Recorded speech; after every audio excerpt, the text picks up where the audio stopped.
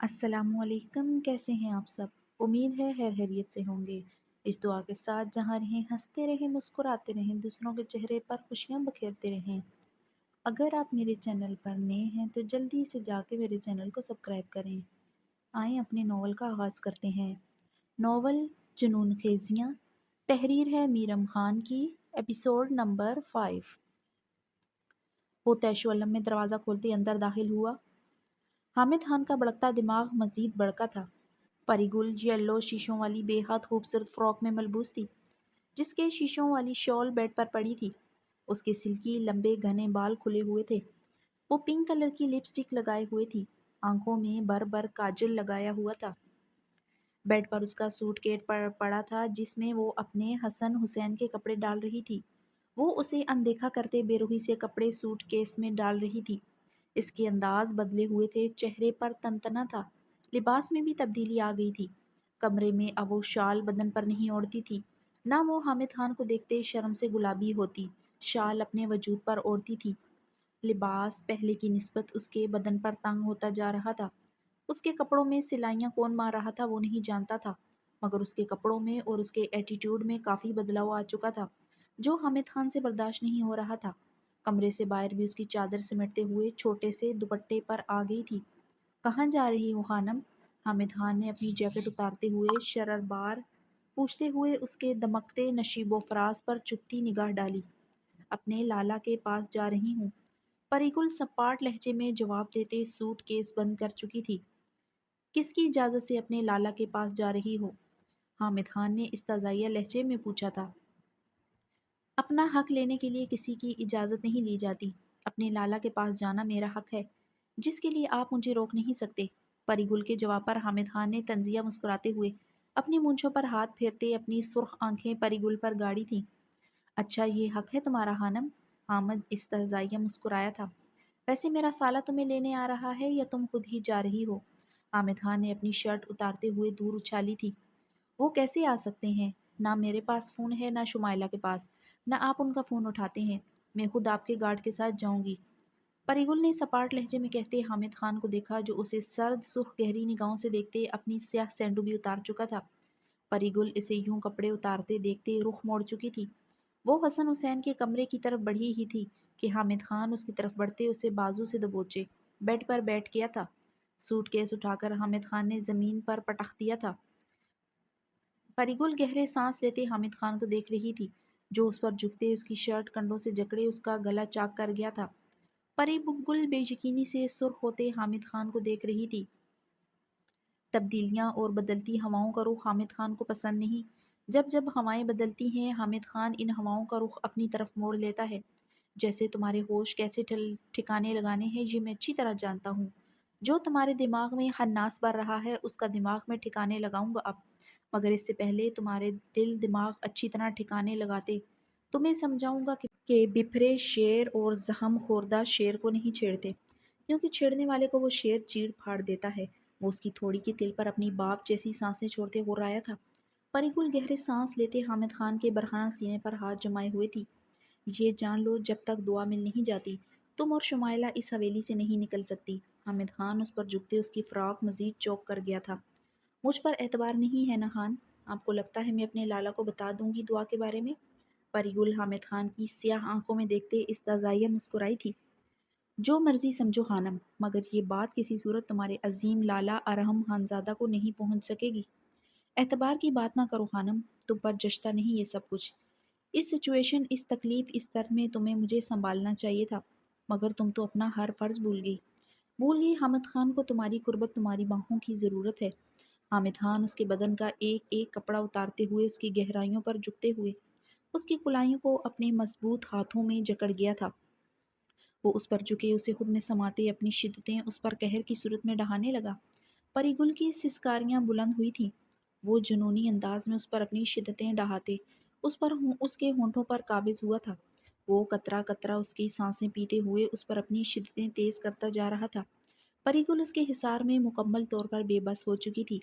حامد خان کے دہکتے جسم کی گرمی اسے پسینے میں نہلا چکی تھی۔ حامد خان کا فون شد و مد سے بجا تھا۔ قربت کی ان دل فریب ساختوں میں بھی حامد خان کی توجہ فون پر ہوئی تھی۔ اس نے پریگل کے لبوں کو آزاد کرتے، اپنی بے ترتیب سانسوں کو درست کرتے فون اٹھائے کان سے لگایا۔ فون پر ملنے والی خبر پر وہ ایک ہی جست میں پری گل سے الگ ہوا تھا۔ کیا؟ وہ بے یقین ہوتے چیخا تھا۔ میں آ رہا ہوں۔ حامد خان نے فون بند کرتے گہرے سانس لیتے اپنی گھنی مونچھوں پر ہاتھ پھیرا تھا۔ دوسرے پل وہ اپنے وجود کو ڈھانپتے واش روم کی طرف تیزی سے بڑھ گیا تھا۔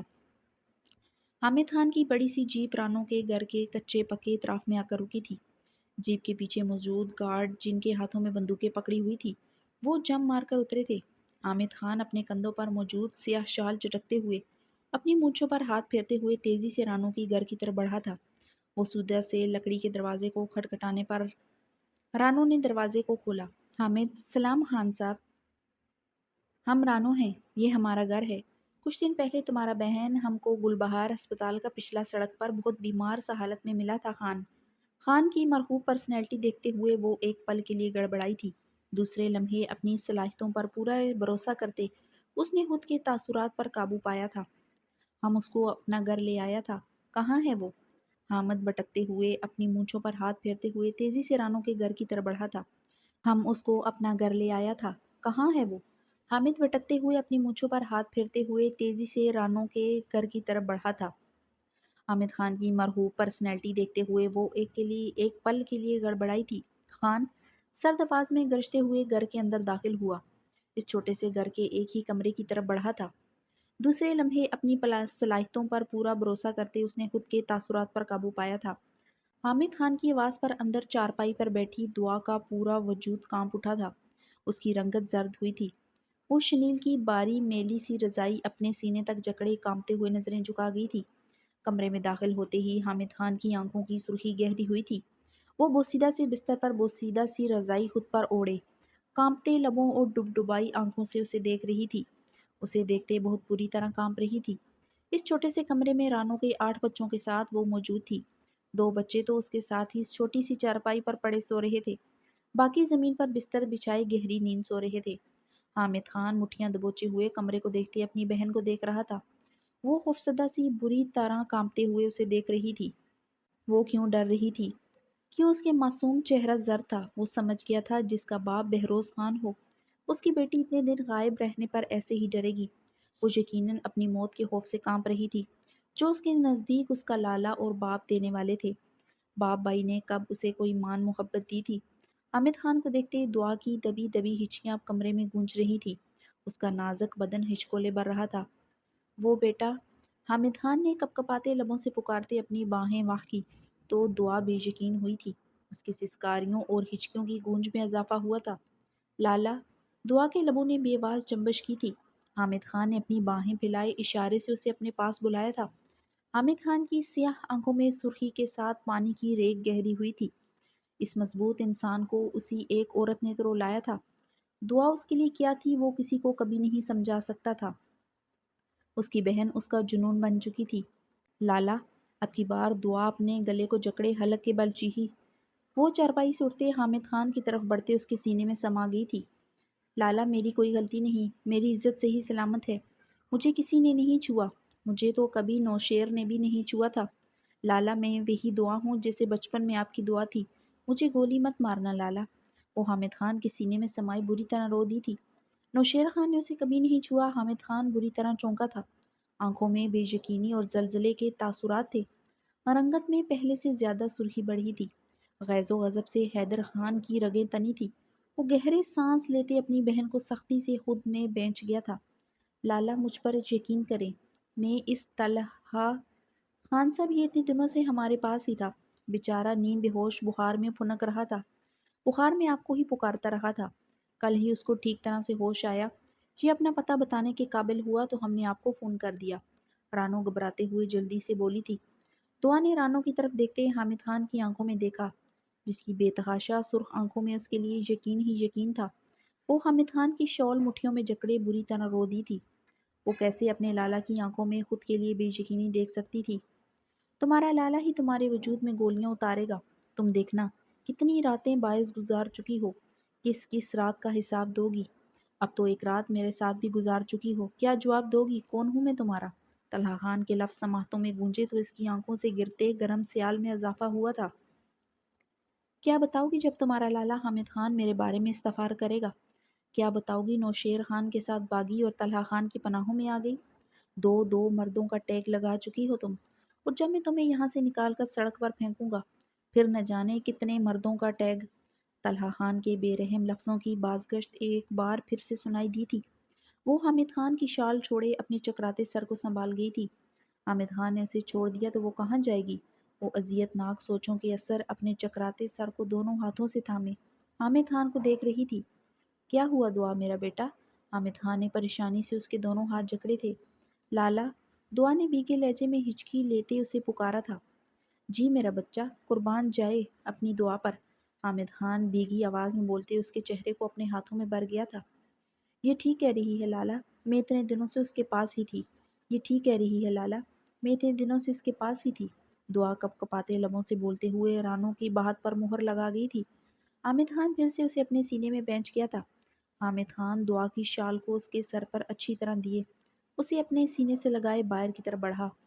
حامد خان نے جاتے ہوئے اپنی جیب سے 5 لاکھ والی نوٹوں کی گڈی نکالتے باہر کھیلتے ہوئے رانو کے بچے کو پکڑائی۔ دوسرے لمحے وہ اپنی بہن کو سینے سے لگائے رانو کی بوسیدہ سے گھر سے نکل آیا تھا۔ لیپ ٹاپ کی اسکرین پر نگاہیں گاڑے طلحہ خان کی آنکھوں اور سینے میں دہکتی چنگاریاں بڑک اٹھی تھی۔ لیپ ٹاپ کی اسکرین پر رانو کے گھر کا ایک ایک منظر آیا تھا۔ وہ اس نازک وجود کو کسی کے گھر ایک لمحے کے لیے اکیلا نہیں چھوڑ سکتا تھا۔ وہ اس کی پناہوں میں آئی ہوئی عورت تھی جس کی عزت کی حفاظت کرنا اس پر فرض تھا۔ اسے رانو پر اعتبار نہ تھا۔ رانو نے اس کے حکم پر اپنے پورے گھر میں وائرلیس کیمرے نصب کیے تھے۔ لالا، میری کوئی غلطی نہیں، میری عزت صحیح سلامت ہے۔ مجھے کسی نے نہیں چھوا، مجھے تو کبھی نوشیر نے بھی نہیں چھوا تھا۔ لالا، میں وہی دعا ہوں جیسے بچپن میں آپ کی دعا تھی، مجھے گولی مت مارنا۔ یعنی یہ سچ ہے نوشیر خان اس کا عاشق تھا؟ وہ اپنے لالا کو یقین دلا رہی تھی کہ اس نوشیر نے اسے چھوا نہیں۔ طلحہ خان نے اپنے بالوں میں انگلیاں پھیرتے ہوئے اپنی مٹھیاں اتنی زور سے دبوچی تھیں کہ بند مٹھیوں کی کڑکڑاہٹ بہت دور تک سنائی دی تھی۔ آہ!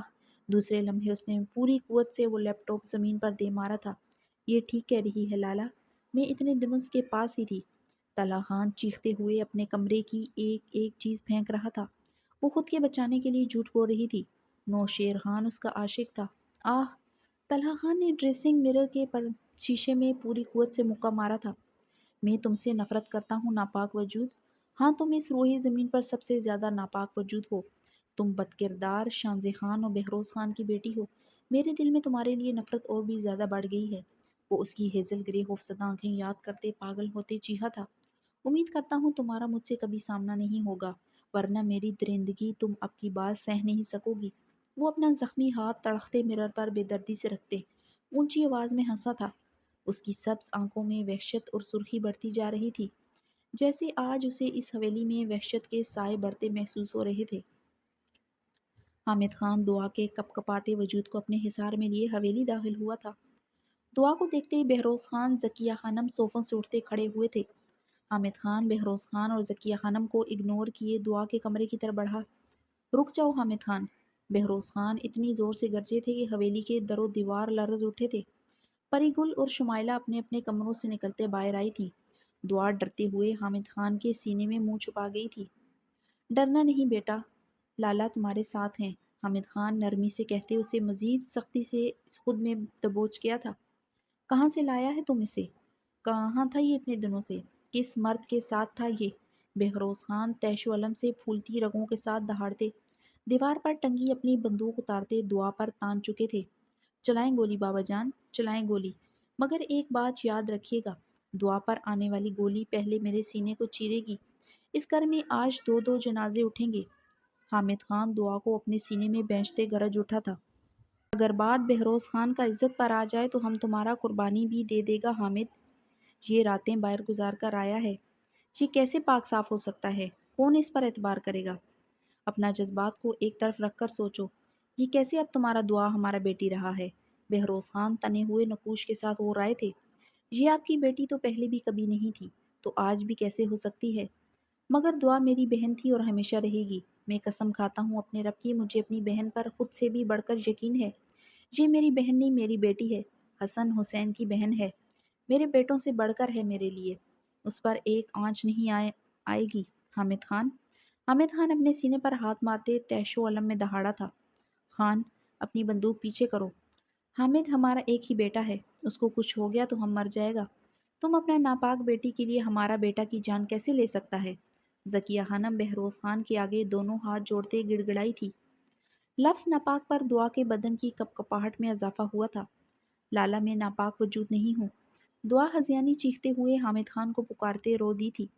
कुछ नहीं हुआ मेरा बेटा, तुम सबसे पाक हो, तुम्हारा लाला तुम्हारे साथ है। तुम्हें ना अपनाए ये बहरोज खान की दुनिया। तुम्हारा लाला तुम पर से अपना हाथ कभी नहीं उठाएगा, तुम्हें ऐसे ही अपने सीने से लगाए रखेगा। वादा है ये खान का। हामिद खान बहरोज खान को घूरते हुए एक एक लफ्ज़ चब्बाए सर्द लहजे में बोला था। हम इस दुआ, इस बदकिरदार बेटी की वजह से बाबा जान से बहरोज खान हो गया। बहरोज खान के हाथों में बंदूक लर्जी थी।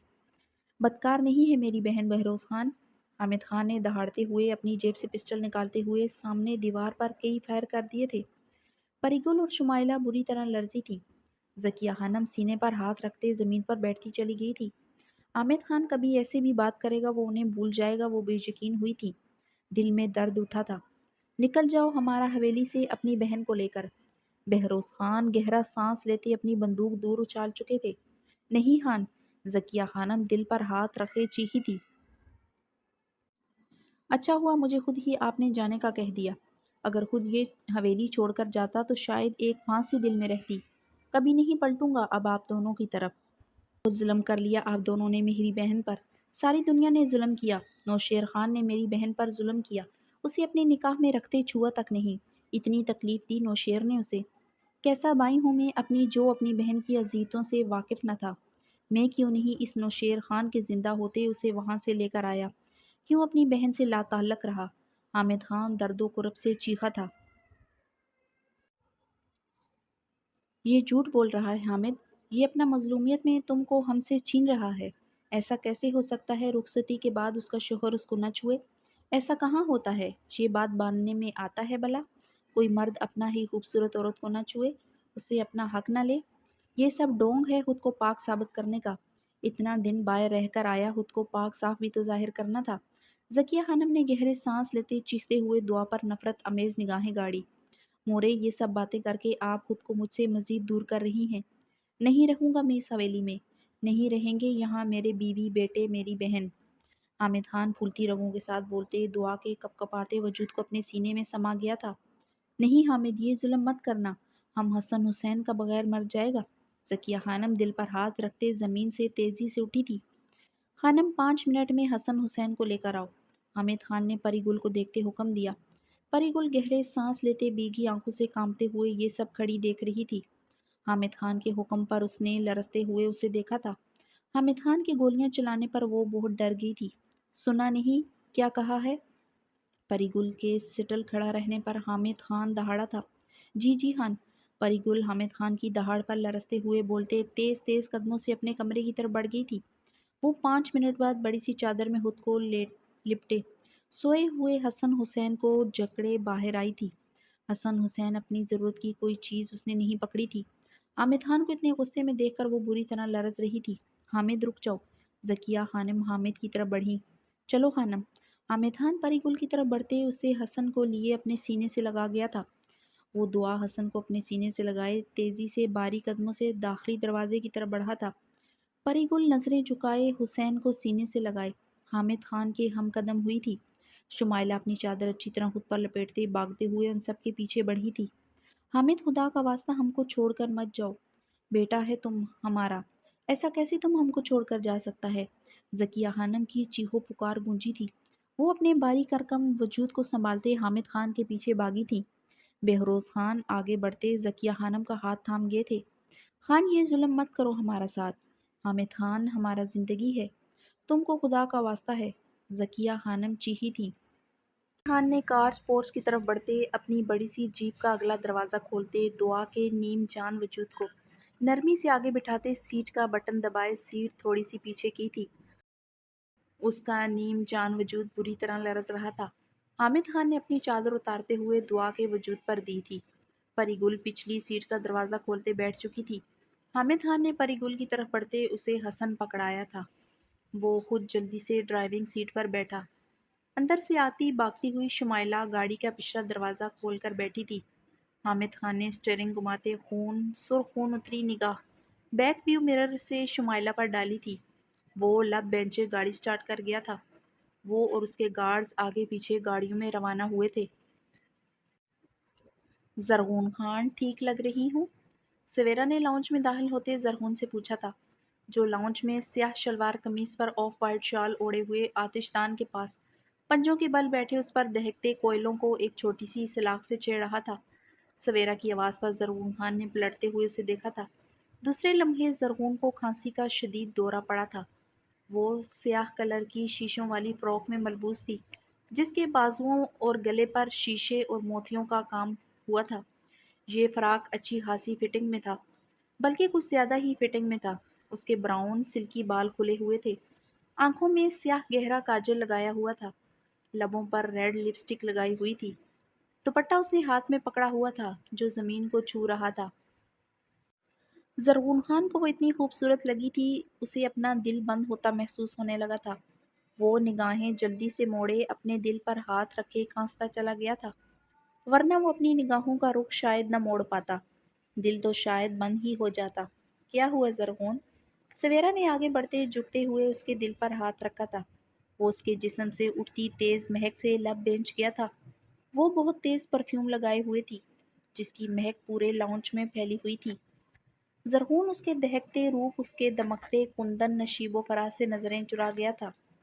زرغون خان اس کا ہاتھ نرمی سے اپنے دل سے ہٹاتے زمین سے اٹھا۔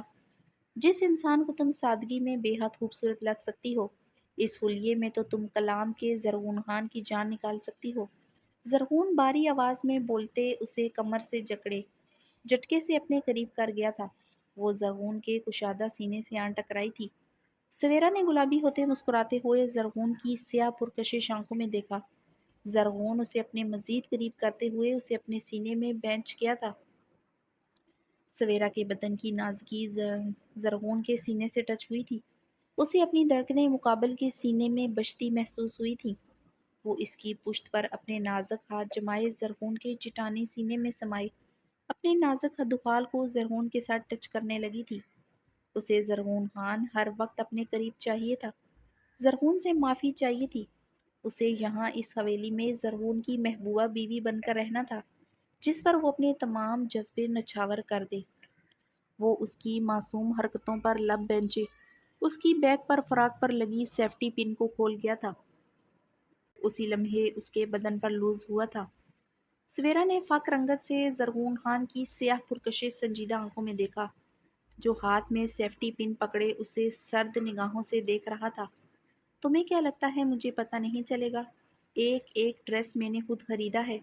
مجھے پتہ ہے تمہارا ایگزیکٹ فگر کیا ہے، اور سارے ڈریسز میں لارج سائز کے لایا ہوں۔ زرغون کی بات پر اس کی آنکھوں میں بیگا پن بڑھا تھا۔ زرغون لارج؟ آپ میرے لیے لارج سائز لے کر آئے؟ I can't believe this. تبھی یہ مجھ پر اتنے لوز ہیں۔ یہ دیکھیں اب کتنا لوز ہو گیا ہے، ایسے لگ رہا ہے جیسے میں نے کسی اور کا ڈریس پہنا ہو۔ سویرا نے روحانسے ہوتے اسے گھوم کر دکھایا تھا۔ تم اچھی طرح جانتی ہو تمہارا جسم میڈیم سائز میں کیسا لگتا ہے۔ زرغون نے اس کے نشیب و فراز پر اپنی گہری نگاہیں گاڑی۔ کیسا لگتا ہے زرغون؟ سویرا نے آئی بروز چکائے اپنی گردن پر ہاتھ رکھتے پوچھا تھا۔ قیامت دہکتی آگ کا گولا، کیونکہ میڈیم سائز تم پر کہاں سے فٹنگ میں آتا ہے، میں اچھی طرح جانتا ہوں۔ زرغون اس کی کمر میں ہاتھ ڈالتے اس کی سیاہ سٹرپ فراک کے نیچے کر گیا تھا۔ زرغون کی زوہمانی بات کا مطلب سمجھتے وہ سرخ کندھار ہوئی تھی۔ زرغون اتنے لوز ڈریسز پہننے کی مجھے عادت نہیں ہے۔ سویرا نے اس کی گہری گرم نگاہوں میں دیکھتے بمشکل ہی لفظ لبوں سے نکالے تھے۔ پہنو گی عادت ہو جائے گی۔ مجھے جسم کے ساتھ چپکے کپڑے سخت ناپسند ہیں۔ اب تمہیں اپنی پسند ناپسند چھوڑ کر میری پسند ناپسند اپنانی پڑے گی۔ زرغون سنجیدگی سے کہتے سیفٹی پن دور اچھال گیا تھا۔ آپ کی پسند پر ہی یہ پہن رہی ہوں۔ آپ اچھی طرح جانتے ہیں مجھے ویسٹرن ڈریس پہننے کی عادت بھی ہے، اور میں اس میں کمفرٹیبل بھی فیل کرتی ہوں۔ یہاں کون آتا ہے؟ میں اپنے گھر میں تو پہن سکتی ہوں، حرج کیا ہے؟ سویرا نے زرغون کے سنجیدہ چہرے کی طرف دیکھتے بیگے لہجے میں پوچھا تھا۔ کوئی آتا نہیں مگر کوئی آ سکتا ہے۔ ویسے بھی یہ ہماری روایات نہیں، عورت گھر میں بھی ایسا لباس پہنے۔ اب تمہیں ساری عمر مشرقی لباس پہننے کی عادت ڈالنی ہوگی، زرغون سنجیدگی سے کہتے سویرا کے ہاتھ میں پکڑا دوپٹہ اس کے سینے پر اڑاتے اس کے سر پر دے گیا تھا۔ وہ سیاہ دوپٹے کے ہالے میں مزید دمک اٹھی تھی، اسے پھر سے نگاہیں چرانی پڑی تھی۔ مقابل ہی وہ عورت تھی جس کی خوبصورتی سے وہ متاثر ہوا تھا، اس کے علاوہ کوئی عورت اپنی خوبصورتی سے اسے متاثر نہ کر سکی تھی۔ یا پھر یہ نکاح کا کمال تھا جو اسے دن بدن پہلے سے زیادہ خوبصورت لگنا شروع ہو چکی تھی۔ یہ دوپٹہ سر سے نہیں سرکنا چاہیے سویرا، یہ ہماری روایات ہیں جسے تمہیں اپنانا ہی ہے۔ ویسے بھی ہم جہاں جا رہے ہیں مجھ سے برداشت نہیں ہوگا، تمہیں کوئی کچھ بھی کہے گا۔ زرغون خان نے اس کی تھوڑی پکڑتے نرمی سے استفسار کیا۔ سویرا نے اس کی طرف دیکھتے بیکی آنکھوں سے اثبات میں سر ہلایا تھا۔ وہاں جا کر تمہاری آنکھوں میں بار بار بیکتا نہ دیکھوں، اپنی حویلی آ کر، اپنے کمرے میں آ کر جتنا مرضی رو لینا۔ زرغون کی بات پر وہ مزید روحانسی ہوئی تھی۔ وہ شوہر نہیں ڈکٹیٹو اسے زیادہ لگتا تھا۔ آئندہ اتنا تیز پرفیوم آئندہ مت لگانا۔ زرغون خان نے اسے گہری نگاہوں سے دیکھتے اس کے بدن سے اٹھتی اتنی تیز مہک سے اپنے اندر اٹھتے جوان جذبوں پر بمشکل قابو پایا تھا۔ اب پرفیوم لگانے میں کیا حرج ہے؟ سویرا اپنے سر پر دوپٹہ سیٹ کرتے جنجلائی تھی۔ یہ شہر نہیں ہے، یہاں پہاڑ دریا ہے، کوئی چڑیل قابض ہو جائے گی۔ وہ اسے گہری نگاہوں سے دیکھتے بولا تھا۔ لڑکیوں پر چڑیلیں نہیں جن قابض ہوتے ہیں زرغون۔ سویرا اس کی فضول سی بات پر مدھم سا ہنسی تھی۔ بھلا 21ویں صدی میں بھی یہ سب کچھ ہوتا ہے؟ وہ زرغون کا سنجیدہ چہرہ دیکھتے یا مسکرا رہی تھی۔ وہ سیاہ شلوار قمیص پر بہت پرکشش لگ رہا تھا۔ اسے سوات کے تمام خانزادوں پر شلوار قمیص سخت زہر لگتا تھا، اب اپنے ایس پی پر، اپنے زرغون پر سب سے زیادہ اچھا لگتا تھا۔ تم پر کبھی کبھی میں کسی جن کا سایہ نہ پڑنے دوں، تم قابض ہونے کی بات کرتی ہو۔ وہ اسے کمر سے تھامنے اپنے قریب کرتے بے حد سرد لہجے میں بولتے۔ سویرا کی گہری براؤن آنکھوں میں اپنی نگاہیں گاڑ گیا تھا۔ میں مذاق کر رہی تھی زرغون۔ سویرا نے اس کے چہرے کو سرخ ہوتا دیکھتے ڈرتے ہوئے وضاحت دی۔ وہ کب غصے میں آ جائے پتہ ہی نہیں چلتا تھا۔ تم پر سے کسی کی ایک آنچ نہ پڑنے دوں۔ تم کلام کے اس زرغون خان کی ہو چکی ہو، میرے ہوتے تمہیں سرد ہوا بھی نہیں چھو سکتی۔ زرغون خان اپنی شال اتارتے ہوئے اس کے وجود پر اوڑھا گیا تھا۔ زرغون کی بات پر سویلا کی آنکھیں ڈبڈبائی تھی۔ مقابل کبھی اس کے لیے سوات کا نرم زرغون خان بن جاتا اور کبھی کلام کا سرد برفیلا زرغون، جس کے وجود پر جمی برف کی تہ اسے گلیشیئر کی مانند لگتی تھی۔ وہ اس کی کلائی نرمی سے جکڑے حویلی کے پچھلے دروازے کی طرف بڑھا تھا۔ زرغون کے باریک قدموں کا رخ انیکسی کی طرف تھا۔ اس کی حویلی سے انیکسی تک جاتے کم سے کم 5 منٹ لگتے تھے۔ وہ سویرا کو لے کر انیکسی کا بے حد خوبصورت باری لکڑی کا دروازہ کھول کر اندر داخل ہوا تھا۔ سویرا انیکسی کی خوبصورتی اندر سے دیکھ کر مبہوت ہوئی تھی۔ وہ انیکسی نہیں پوری حویلی ہی تھی، بلکہ حویلی سے زیادہ جدید تھی۔ انیکسی کے داخلی دروازے سے بڑا کوریڈور گزرتا تھا جس سے چلتے وہ اندر کی طرف بڑھے۔ زرغون خان اس کا ہاتھ مضبوطی سے تھامے ہوئے تھا۔ سامنے ہی بہت بڑا جدید خوبصورت لاؤنج تھا جس کے اطراف میں بے حد خوبصورت صوفے بچھے ہوئے تھے۔ سینٹر میں بے حد بڑا آتش دان تھا جس میں دہکتی آگ روشن اس کے خوبصورت لاؤنج کو مزید دہلکش بنا رہی تھی۔ لاؤنج سے بڑے بڑے گلاس ڈور سے نظر آتے سٹنگ ایریا، ڈائننگ ایریا نظر آتے بے حد خوبصورت لگ رہے تھے۔ مختلف لمبے لمبے کوریڈور کے اطراف میں کمرے تھے۔ پوری حویلی پر لکڑی کا جدید کام ہوا تھا۔ ایک طرف سے شاہی محل جیسی سیڑھیاں اوپر کو جاتی تھی جس کے آگے راؤنڈ گلاس مرر فلور تھا، جہاں ایک اونچی خوبصورت گول ٹیبل رکھی تھی جس پر خوبصورت جدید واز رکھا تھا۔ فرسٹ فلور کے چاروں اطراف سے لکڑی کی گرل نظر آ رہی تھی جس کے اطراف میں کمرے بڑے بڑے گلاس ڈور نظر آ رہے تھے۔ سویرا مبہوت ہوتے یہ انیکسی کم حویلی دیکھ رہی تھی۔ زرغون خان سویرا کا ہاتھ پکڑے آگے بڑھا۔ مرحبا لالا۔ بیروج سفید شلوار قمیض میں ملبوس سیاہ شال کندھوں پر ڈالے باہیں پھیلائے آگے بڑھا تھا۔ زرغون سویرا کی کلائی چھوڑتے اسے اپنی پشت کے پیچھے کر گیا تھا۔ بیروج زرغون کے گلے سے لگا تو زرغون نرمی سے اس کی پشت پر اپنے دونوں ہاتھ رکھ گیا تھا۔ لالا، آپ نے ہمارا غریب خانے کو آج اتنا دنوں بعد رونق بخش ہی دیا۔ ہم کتنا خوش ہیں آپ کو بتا نہیں سکتا۔ بیروج زرغون خان سے الگ ہوتے بولا تھا۔ सच में तुम्हें मुझे यहाँ देखकर खुशी हुई है? जरगून खान आईब्रोज काते इस्तज़ाइया मुस्कुराया था। दिलो जान से खुशी लाला।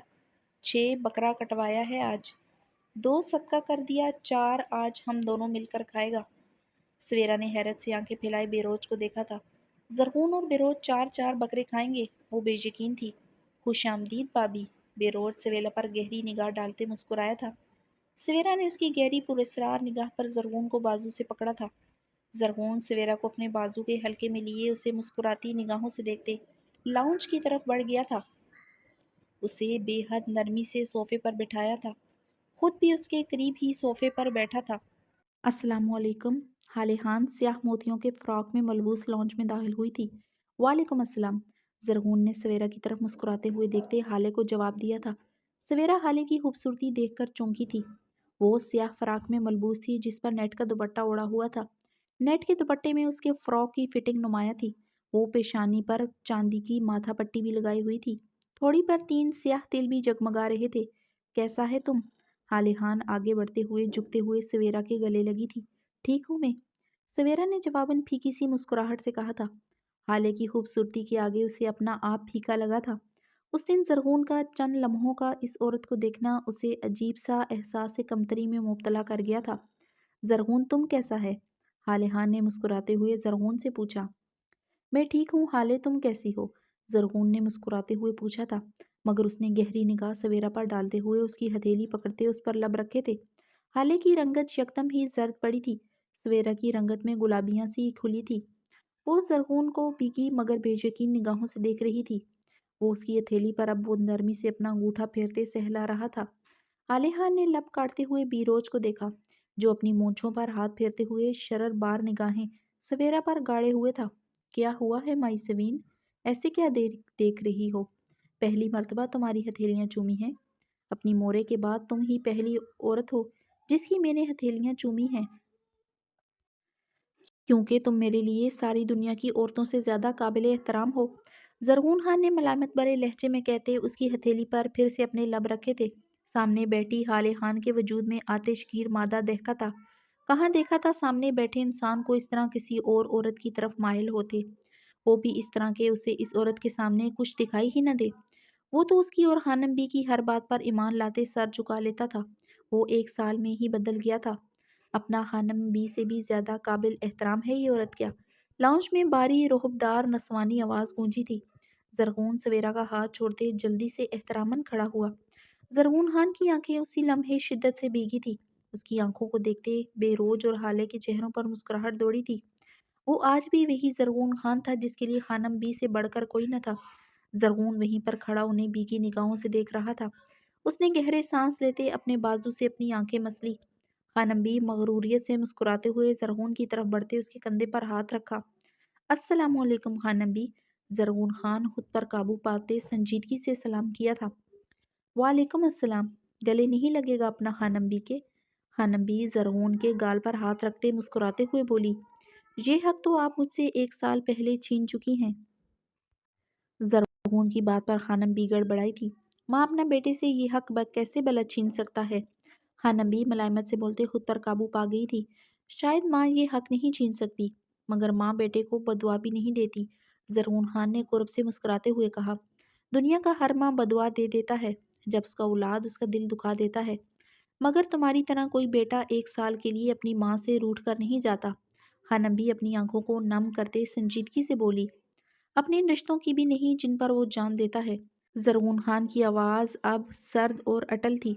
खानमबी ने अपने नकूश नागवारी से सकूड़ते हाले और बिरोज को देखा था, जिनके चेहरे फक और नकूश तने थे। जरगून खान कशमाला खानम से कभी यूं बात करेगा वो बेयकीन थे, वो भी तब जब कशमाला खानम खुद जरगून के आगे झुक रही थी। बैठे खानम भी। जरगून खान की बात पर वो मजीद हैरान हुई थी। वो हमेशा की तरह उनके सीने से नहीं लगा था।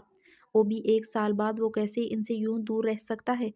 कशमाला खानम ने कांटदार निगाहों से सवेरा को घूरा, जो होनकों की तरह मुंह खोले जरगून खान को देख रही थी। यहाँ क्या हो रहा था उसे कुछ समझ नहीं आ रहा था। ये लोग कौन थे आखिर, वो समझ ही न पा रही थी। कैसा है तुम बेटी? कशमाला खानम ने सवेरा के सर पर हाथ रखा। सवेरा ने इस बात में सर हिलाया था। उठ कर मिलो सवेरा। जरगून नरमी से उसके कुलाई जकड़े उसे खड़ा कर गया था। السلام علیکم۔ سویرا نے زرغون کی طرف دیکھتے خانم بی سے سلام کیا۔ وعلیکم السلام، کشمالہ خانم نے جواب دیتے حالے خان کو اشارہ کیا۔ حالے خان گہرا سانس لیتے صوفے سے اٹھتے کمرے کی طرف بڑھی تھی۔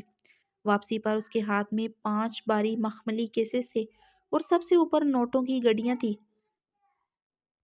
کشمالہ خانم نے وہ پیسے اٹھا کر سویرا کے سر سے وارتے حالے خان کو پکڑائے تھے۔ حالے نے لب بینچے پیسے پکڑے، اپنی ملازمہ شغلہ گل کو پکڑائے تھے۔ یہ تمہارا لیے۔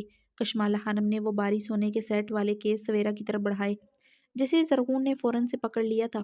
یہ نہیں پکڑ سکے گی، بہت نازک ہے میری بیوی، یہاں پہاڑوں میں رہنے والی عورتوں کی طرح نہیں ہے۔ زرغون خان نے طنزیہ مسکراتے ہوئے حالے خان کی طرف دیکھا تھا۔ زرغون کی بات کا مطلب حالے خان کی رنگت ہتک سے سرخ ہوئی تھی۔ وہ تو کچھ نہیں بولا تھا۔ بعض شہر کا عورت گاؤں کو عورتوں سے بھی 2 ہاتھ آگے ہوتا ہے لالا۔ بے روز کی اونچی آواز پر زرغون نے اسے سرد نگاہوں سے گورا۔ کیا کہنا چاہتے ہو؟ زرغون نے اسے گورتے ہوئے چپتے لہجے میں سوال کیا۔ کچھ نہیں لالا، ہم تو صرف یہ کہہ رہا تھا کہ عورت شہر کا ہو پہاڑوں کا۔ عورت جب پہاڑ میں رہنے والے خان کا عورت بن جائے، پھر کہاں کا نازکی کہاں کا نزاکت۔ تم جیسا خان کو سنبھال رکھا ہے تو نازکی والا بات اب جچتا نہیں۔ بیروج نے اچھتی سی نظر سویرا پر ڈالتے اپنی مونچھوں پر ہاتھ پھیرا۔ بیروج کی بات پر زرغون کی رنگت تیش و علم سے سرخ ہوئی تھی۔ کشمالہ خانم نے گور کر بیروج کو دیکھا جس کی باتوں کے مطلب ایسے ہوتے تھے۔ لالا، ہمارا مطلب تھا بابی اب پہاڑوں میں آ گیا ہے، یہاں کا سرد گرم موسم کا عادی ہو جائے گا۔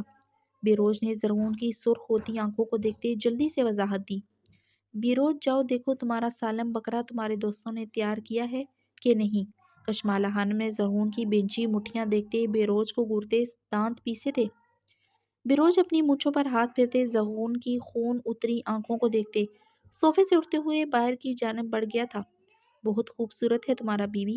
کشمالہ خانم نے سویرا کو دیکھتے زبردستی کی مسکراہٹ لبوں پر سجائی تھی۔ ہاں مگر حالے باجی جتنا خوبصورت نہیں، شعلہ غل نے کہتے لب دانتوں تلے دبائے معصومیت سے کشمالہ خانم کی طرف دیکھا۔ حالے خان غنچہ گل کی طرف دیکھتے مسکرائی تھی۔ غنچہ گل کی بات پر سویرا کی رنگت فک سی ہوئی تھی۔ شغلہ گل، تمہیں حالے اس لیے خوبصورت لگتی ہے کہ تم اس سے محبت کرتی ہو، اس لیے وہ تمہارے دل کو تمہاری آنکھوں کو اچھی لگتی ہے۔ اگر تم مجھ سے پوچھو کہ پوری دنیا میں خوبصورت عورت کون ہے تو میں تمہیں بتاؤں گا، ساری دنیا سے زیادہ خوبصورت میری سویرا ہے۔ خوبصورتی تو صرف دیکھنے والوں کی نظروں میں ہوتی ہے۔ مجھے اپنی بیوی سے بڑھ کر کوئی عورت حسین نہیں لگتی، بلکہ میرا تو باہر کی عورتوں پر ایک نظر ڈالنے کے بعد دوسری نگاہ ڈالنے کا دل نہیں کرتا۔ وہ سویرا کی طرف دیکھتے مسکرایا تھا۔ سویرا گلابی ہوتی زرغون کی طرف دیکھتے مسکرا گئی تھی۔ آنکھوں کا تیری اشارہ ملے، جینے کا کچھ تو سہارا ملے، بےتاب دل ہے بے چین دھڑکن، محبت میں دل کو کنارہ ملے۔ وہ بھیگی نگاہوں سے مسکراتے ہوئے زرغون خان کو دیکھے جا رہی تھی۔ وہ اس کی ہتھیلی تھامے پھر سے چوم گیا تھا۔ سویرا نظریں جھکائے مدھم سا ہنس پڑی تھی۔ سارا احساس کمتری ختم ہو گیا تھا۔ حالے خان سرخ ہوتے اپنی مٹھیاں دبوچے تن فن کرتی اندر کی جانب بڑھ گئی تھی۔ کشمالہ خانم بمشکل یہ سب کچھ برداشت کر رہی تھی۔ زرغون خان کسی عورت کے لیے یوں پاگل ہو سکتا ہے، دل یہ ماننے کو تیار نہ تھا۔ بیٹھے خانم بھی، زرغون نے احتراماً کشمالہ خانم سے کہا۔ سر ہلاتے اس کے سامنے صوفے پر بیٹھی تھی۔ درخت سے عنایہ کو اشارہ کرتے صوفے پر بیٹھتے اس کی کلائی نرمی سے جکڑے اپنے قریب بیٹھا گیا تھا۔ How could he insult me so much? That too is front of a girl who just came yesterday. حالے خان نے غصے سے چیختے ہوئے بیڈ پر پڑے کشن اٹھا کر زمین پر دے مارا تھا۔ حالے باجی، تمہارا فرنگی زبان ہم کو سمجھ نہیں آتا، پشتو میں بولو یا پھر اردو میں۔ شعلہ گل ہمیشہ کی طرح چڑھ گئی تھی۔ تم نے تو کہا تھا زرغون اور اس سویرا کے کمرے الگ الگ ہیں۔ وہ زرغون اس کی طرف دیکھتا بھی نہیں، پھر کیا تھا یہ سب؟ حالے خان بڑ بڑ جلتے چیخی تھی۔ قسم لے لو باجی، باجی زرغون کا کمرہ الگ تھا، ہو سکتا ہے ایک رات میں ان میں وہ سب ہو گیا ہو۔ کیا ہو گیا ہو؟ شعلہ گل کی بات حالے کی سانسیں دہکی تھی۔ وہی وہ جو ہر شوہر بیوی میں ہوتا ہے، شوہر اوپر بیوی نیچے، شوہر نیچے بیوی اوپر۔ شعلہ گل نے شرماتے ہوئے ہنستے ہوئے کہا۔ بکواس بند کرو اپنا تم، جان لے لوں گی تمہاری۔ حالے خان پاگل ہوتے چیخی تھی۔ حالے باجی، تم ہم پر کیوں چیخ رہا ہے؟ اب بتاؤ یہ سب ہونے میں کتنا دیر لگتا ہے؟ ہو سکتا ہے یہاں آنے سے پہلے ان دونوں میں ہو گیا ہو، تبھی تو زرغون لالا اتنا محبت سے اپنا عورت کو دیکھ رہا ہے۔ ہم 17 سال کا تھا جب شہباز خان ہمیں رخصت کروا کر لے کر گیا تھا۔ 30 سال کا شہباز خان نے ایک رات تو کیا 5 منٹ صبر نہیں کیا تھا۔ اس نے تو کوئی رسم بھی نہیں کرنے دیا تھا اپنی مورے بہنوں کو، اتنا بے صبرا تھا وہ۔ اس کے بعد کتنا دنوں تک ہم سے ایسے ہی محبت سے پیش آتا تھا۔ ہم کو دیکھتے سب کچھ بھول جاتا تھا، اپنا مورے بہنوں کو بھی۔ وہ بھی ہم دونوں کو دیکھتے ایسے ہی منہ بناتا تھا جیسے آپ اور خانم بھی بنا رہا تھا۔